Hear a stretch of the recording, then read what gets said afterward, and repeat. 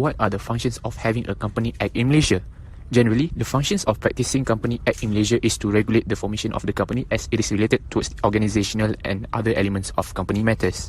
According to Company Act 1965, a company must have two main directors that runs over the company, whereby both of the main directors must come up with the same interests and objectives towards the performance of the company. However, Malaysia has improvised its provisions into the latest update of Company Act 2016.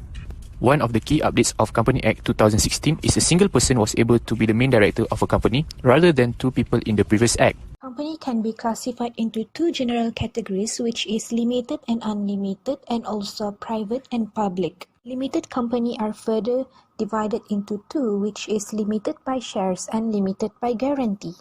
Limited by shares means that the liability of the member is limited to the amount of shares that they held. This means that if a member has fully paid for the shares, he will not be liable for the debts of the company and vice versa.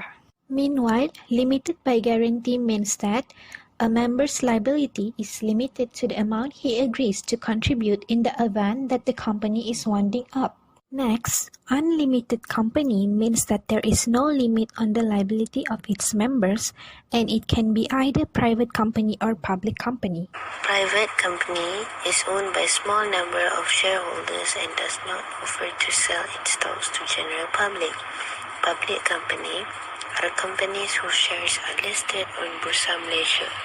The advantages of sole proprietorship is that they have no employment tax for the business owner. But the negative side of it is that they have unlimited personal liability, which means the owner of the business are fully liable for any losses.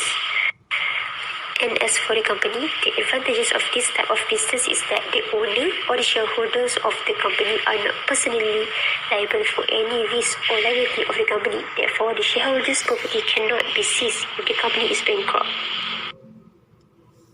Partnership means when two or more persons agree to carry on a business and share the profits. It's also different, which has not a separate legal entity. There are four types of partnership, which is active, dormant, quasi, and salaried. It also governed by the Partnership Act 1961.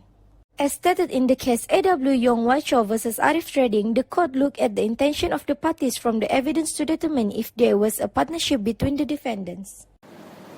In conclusion, a company is an artificial person that exists independently of the individuals that own, manage and support it. It is generally organized to make profit from business, and each country has its own hierarchy of firm and corporate structures, though there are many similarities. What are the functions of having a... Created using Powtoon.